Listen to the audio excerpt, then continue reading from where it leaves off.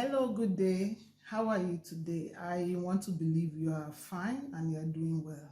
Have you noticed that in recent times, relationships are challenged with distance because of search for greener pastures, jobs, relocations in search of good environments, and maybe worsening governing situations and inflations? People are beginning to separate from their loved ones in search of a better life.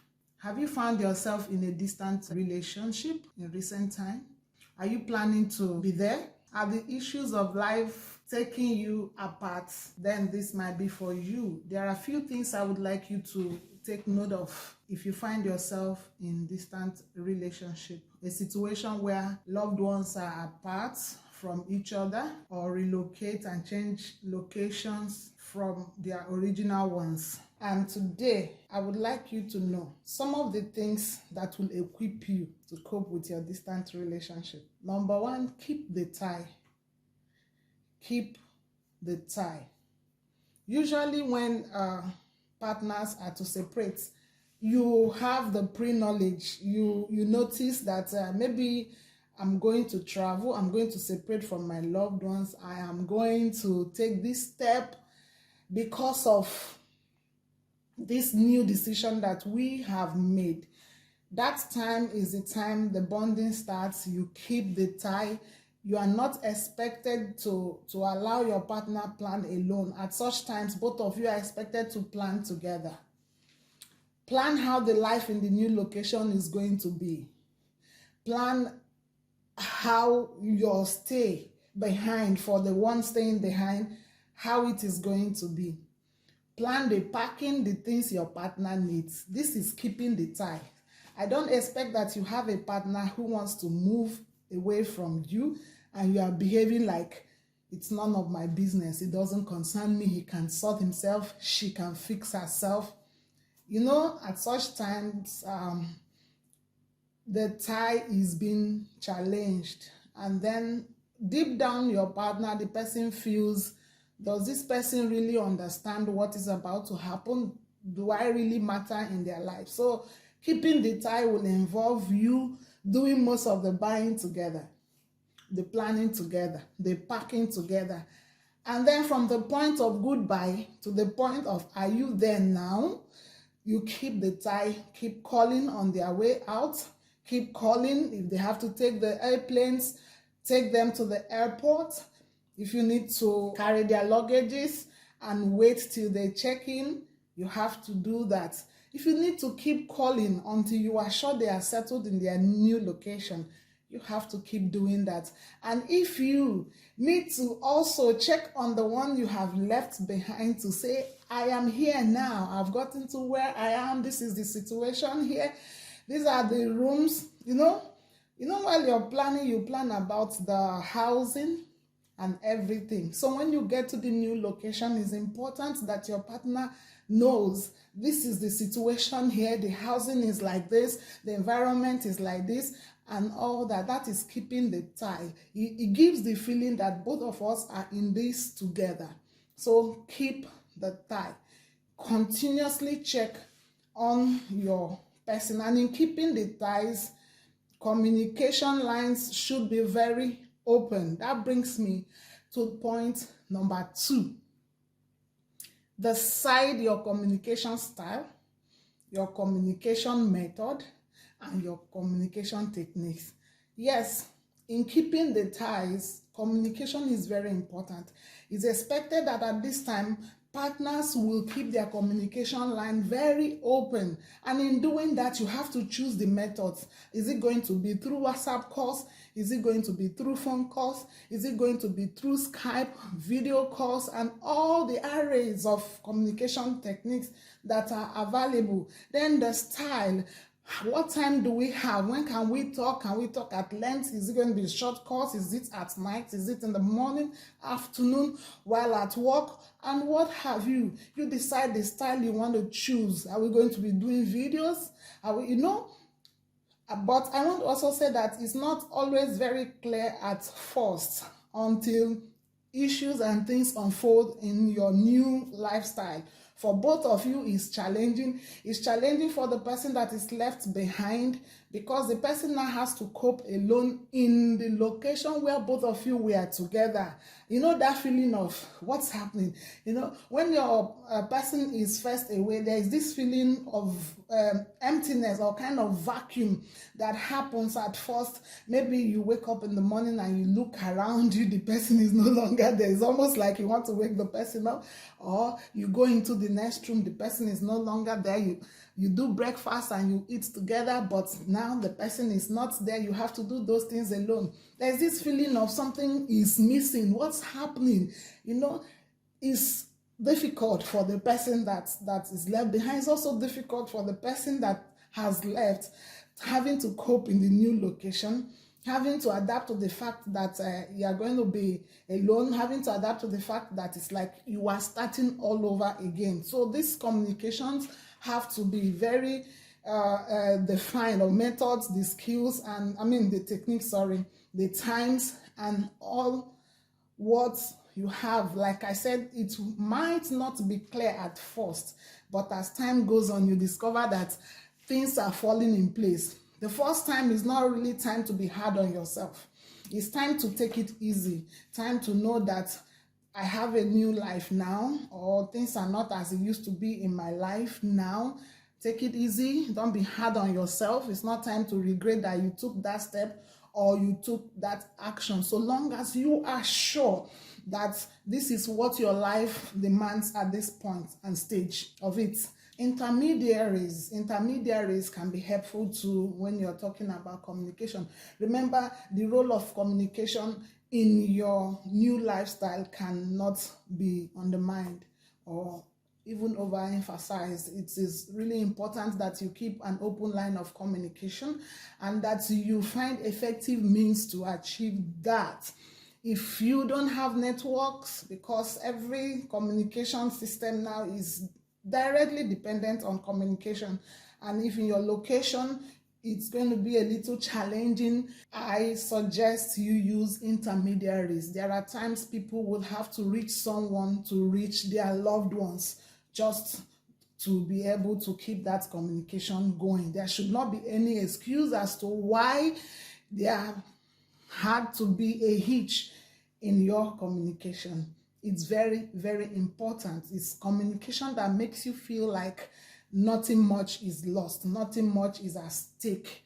Take it seriously. Number 3, intimacy is possible. Yes, there were a set of activities that both of you had together to show your love for each other. That you had traveled or you changed your locations or you separated from each other can be challenging in this respect. But I want to say that it should not be a hindrance to your intimacy. That aspect of your life has to also go on. But I said it's possible with the arrays of communication tools, both verbal, visible, and what have you available now. Intimacy is possible. I am not suggesting anything to you. Just find a way to maintain that your intimate relationship with your revered, loved partner. Find out maybe video calls, what to do. I am not suggesting anything to you, but know that intimacy is possible and it's an aspect of you. You have to keep going. But I would put it to you, try to keep your privacy. Try to keep your private matters away from the public, be careful from the internet these days. A lot of your information is available to the net, and that you don't know how they are used, and you don't even know who is covering you and what have you. So intimacy is possible, but it is very important to keep your privacy. Point 4, avoid distrust and suspicion. This is one of the things that has marred especially distant relationships. Your partner will need reassurance. It's not time to put up attitudes that will make them feel like you are not honest to them. You are not being clear about yourself. Do not do things that will whip up suspicion and distrust. Longer times on phone calls that are not clear, it's a red line. Not taking your calls and not returning calls when your partner had called you. It's not good. Always talking about an ex and spending a longer time with an ex too, and even flaunting it on the faces of your partners.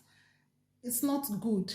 Spending very long time with people of the opposite sex and doing that even visibly is a danger line. Discrediting your partner's efforts even when they are genuine and honest is not good. Not approving of their genuine efforts is discouraging. These are things that I would not encourage you to do. Always passing messages of rejection by telling them how much they have failed in your absence is a no-go area. These are things that pass messages of rejection. These are things that make your partner feel like it's not worth the fight. Please do not put up activities that will raise suspicion and create dishonesty or put a shady light on you. You need to reassure your partner that you are making frantic efforts to keep your relationship going, even in their absence and even in your own absence. You have to make it a role to be honest enough to be open to situations around you. Do not make your partner feel like you were always looking for this opportunity and not that things are just happening. When you are not frantic and deliberate enough in trying to remove suspicion in your relationship, you are creating insecurity, you are creating tension, and you are heading to the bricks, and you wouldn't want that in your relationship. Be open and honest enough. There are certain times that things happen and it's not clear to your partner and they feel like you are not being open and sound enough. Just give it time and be convincing enough in your proofs that I am making frantic efforts to keep our relationship. It's not a time to flaunt a rival. Yes, some people at such times, they'll start flaunting a rival to their partner, maybe as a way of making them feel like if you don't want to come back, don't pressure your person to come back when it's not time, when he has not achieved the reason for relocation or separating from you at that moment. It's not time for you to begin to flaunt a rival just to pressure them into coming in or coming back. You have to also be honest enough to open up about your concerns, the highs and the lows, honest to discuss situations as they are, and don't run away from honest discussions. Number 5, the 5th thing you would like to know is do not create tension. It is already tense and demanding for the both parties. You should not try to aggravate the situation by creating tension, raising up issues. Unnecessary hyping of situations will not help at this point. It is important that you maintain your own side and your partner maintains his own side. You don't have to let your partner run you and himself or herself, as the case may be. Make sure you take care and charge of your own side of the divide while he or she does his own side of the divide. Trying to create tensions will not help your relationship. Hyping situations will not help your relationship. For instance, parents, let me diversify a little bit now because I've been focusing on married couples, but this time I want to widen the relationship net. If you are a child, a student in the boarding school or away from your parents in the university, try and be objective enough not to make them feel like you are not okay, you're dying, things are happening to you. Play by the rules in the institutions where you find yourself so that they can rest assured that our child is in charge of the situation wherever he or she is. If you're a grandparent, try as much as possible not to bring up matters from extended family members and even the public, such that your children are settling quarrels over the phone or handling issues or having to be available and make people know that if you are in your workplace and you have challenges, it's not really necessary to always call your partner to complain. My employer is doing this to me, my neighbors are doing that to me, they don't like me here, I'm facing racist attacks and what have you. I don't know what it is for you, but except you think and you feel that your partner's knowledge about the situation can help, I feel there is no need to call them up and get them worked up over the situations you actually can handle. Like I said, except you think their contributions will help to alleviate the situation. Otherwise, it's not necessary to call them up and tell them that earth is falling on you. Take charge of your own side of the situation. I hope you do understand what I mean by this point. Then, if you are a wife or even a guy, it's not always good for you to always call your partner over and be crying in the midnight. I'm alone here, this and that. And you get them so emotional that they feel like you are dying. It's time to be in charge. Be firm, be mature enough to know that you are passing through a phase and that is a stage in your life where your ingenuity comes to bear, where your ingenuity needs to come to play. Avoid unnecessary drama. Rather, talk about issues together. Like, instead of saying, I miss you so much, yeah, you can tell people positively that you miss them, not on the grounds that you are dying. Instead of complaining so much when you can handle the situations, I feel that you can honestly discuss about things, make videos that will always put you in front of the person, like, I'm doing well, but I need to be with you, not necessarily like you are dying. I miss you, yes, I want to be with you, but these are the efforts you can put on to still be with the person or be in their eyes all the time, other than always getting them worked up and feeling like hell is let loose on you. Number 6, plan activities together.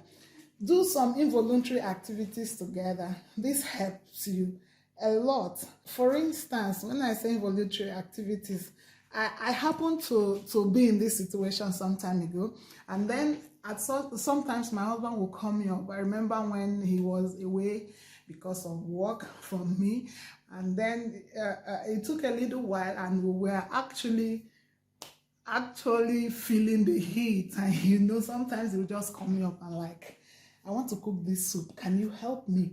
I don't know how to do it. Somebody that has not been cooking when he was with you, and now he goes to a new location, he has to cook. And probably because cooking would save cost. That's another thing. Cooking will save cost. So instead of buying food in the restaurant, how many do you want to buy? For how long do you want to sustain on buying ready-made food? So it's cheaper to cook. So he calls me up and says, I want to make this soup, can you help me? Let's do it together. And we can put on videos for a while cooking that soup. We'll end up spending hours together, 1 hour, 2 hours, the food is ready now, and you wouldn't even know that you've spent such number of time or quantity of time together, and you can still feel like you are with each other. Like I said, take up involuntary activities together, things you did not plan, things that just come up and you want to do it together. Aside the cooking, sometimes my husband can call me up and say, I'm going to so place, and while we are talking, he's going, and on video I'm seeing where he is at the time. You can do that together. We travel together, maybe on phone, not necessarily video, but if you feel the video can help, you can do that. Sometimes it will be worship. You might be going to place of worship, and you say, I have this program, can you go with me? Wherever I am with him. So sometimes putting up activities together can help you. I don't know the situation it is for you, but plan things that can bring you together even on phone, on video, things that you can do together. Sometimes it could be with friends. You call up friends, you're going for sporting activities, and you put your wife, your husband on video, and the person is watching what's going on there.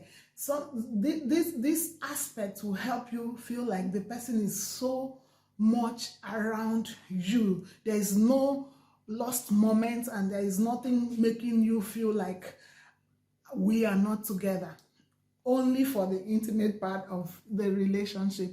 So it's important you plan activities together at your leisure, things both of you can do together.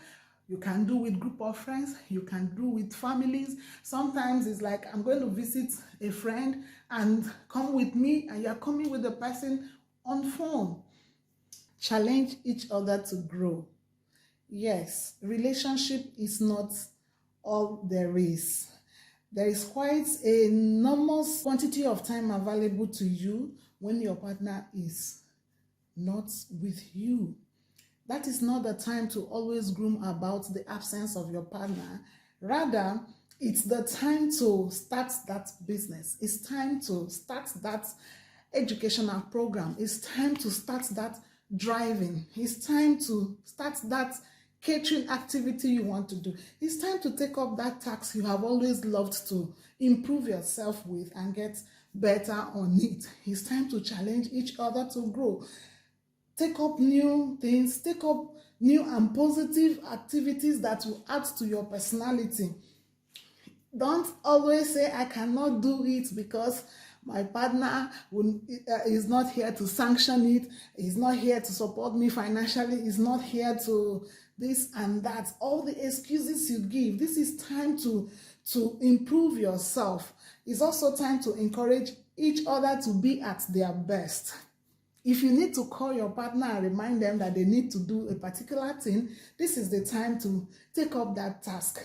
It's not always nice to be in the center of complaining about the absence of a partner, other than being at your best, such that when your partner meets you again, he knows you are now a better person than he left you. You are now, in fact, let it be a surprise. For me, I would say let it be a surprise. Sometimes I plan things when my husband is not around, just to surprise him when he's back. He now knows that my wife can do this, she can do that. Or you now know that my husband is this good now. He was able to acquire this skill. He was able to take up this activity within the time we are not together, because you are in charge of your own life right now. So have something to credit to the time you were separate. And then, like I said, if you need to remind your partner, play that role in their lives, encourage them to do the things they need to do, call them up. Sometimes it can be you enrolling for such programs. It can be you planning for them. Go ahead and make sure you add something to yourself within the time your partner is away. I hope that point is clear. Point number 8, begin with the end in mind.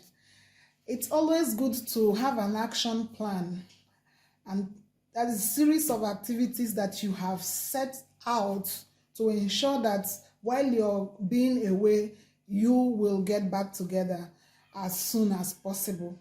It is not advisable to go into long distance relationships spanning into years. It can be very traumatic and demanding. You don't have to keep your partner feeling very unreasonable to the point of making the public come into your distance relationship and start bringing advice like, why are you still waiting? Are you sure he's coming back? Are you sure she's coming back? And do not give the public a place in your distance relationship by the actions you take.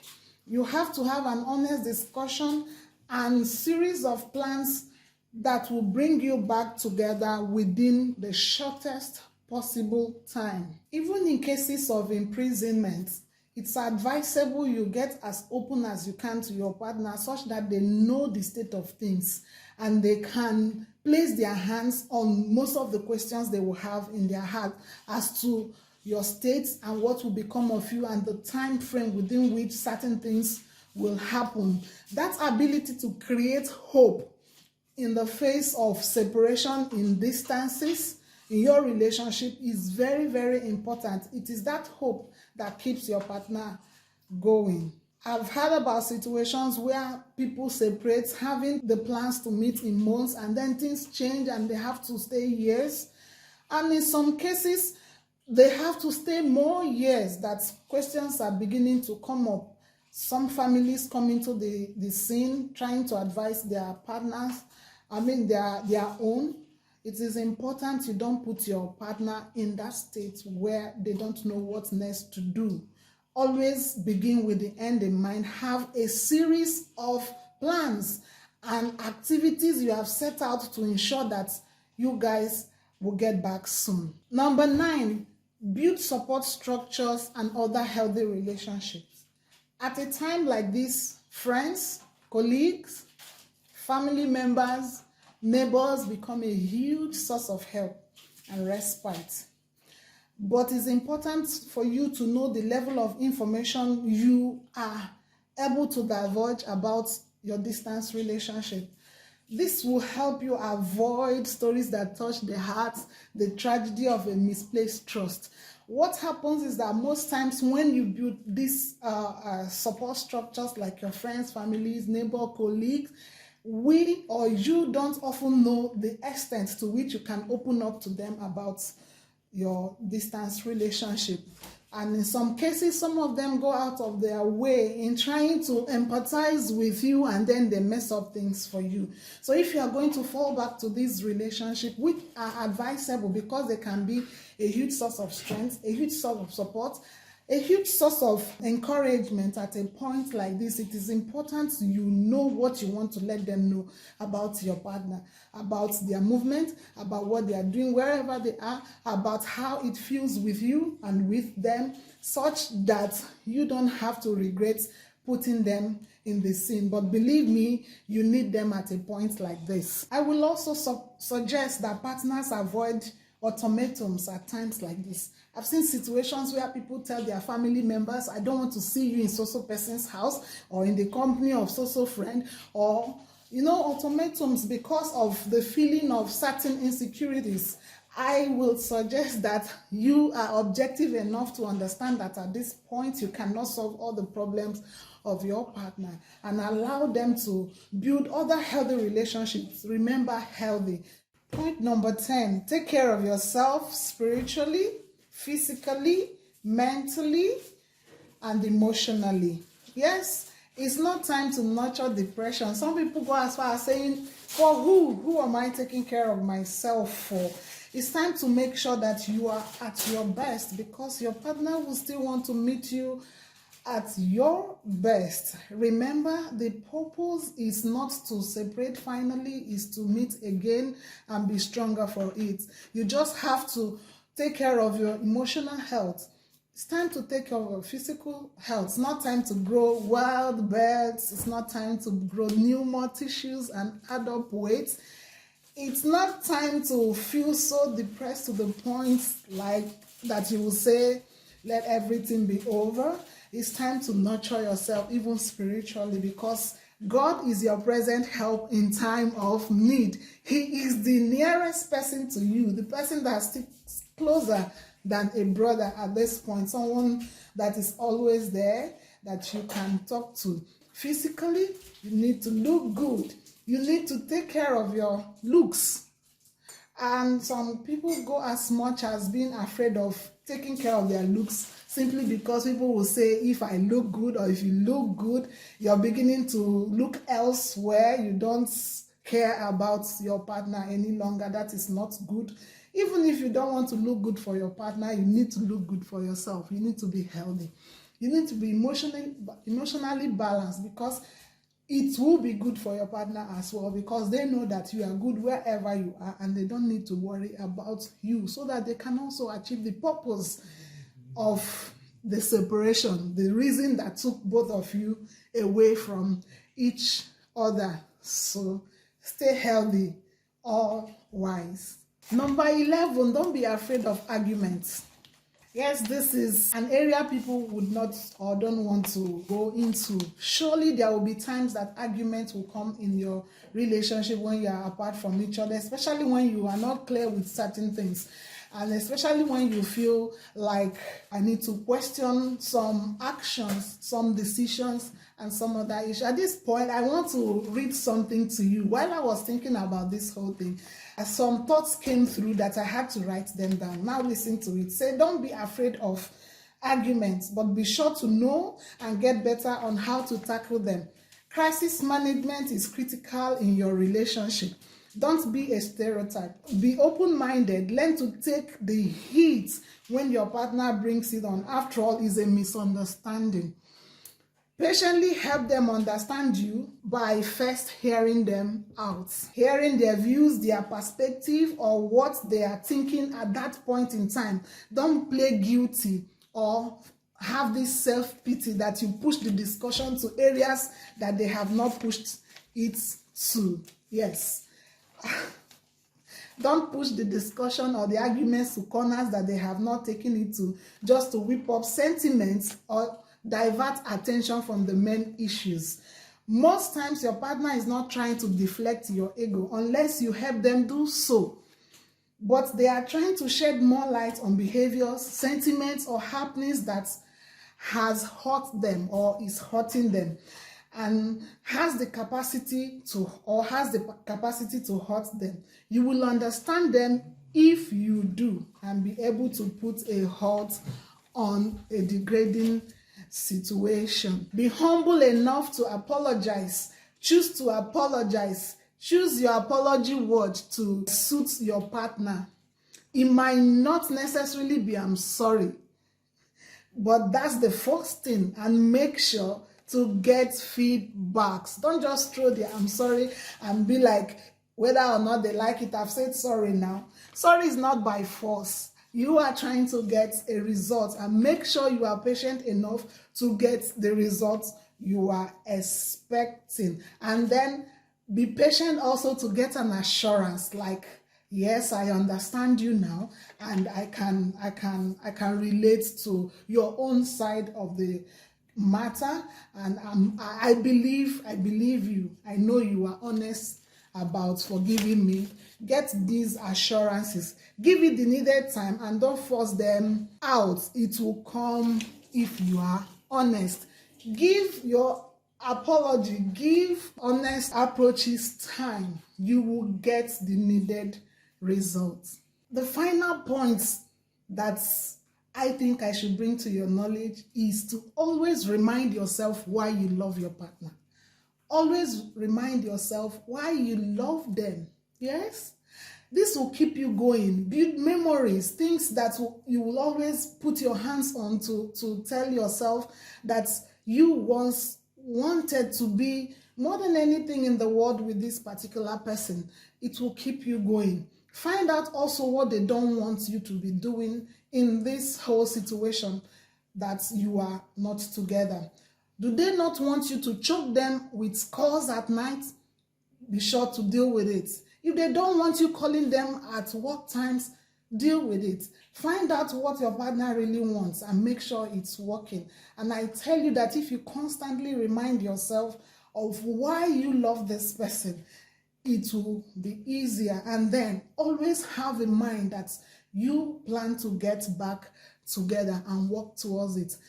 Widen your knowledge base. If you need to consult, positively do. If you need to ask friends who have been in this situation before, ask them. Take your examples from others. You will be wiser, and you will know that your relationship has gotten better even while you are not together. I'm very sure, I'm very confident that you are getting back soon, and or within the time you guys plan to be together. Please don't forget to like my videos, share them, subscribe so that we can grow.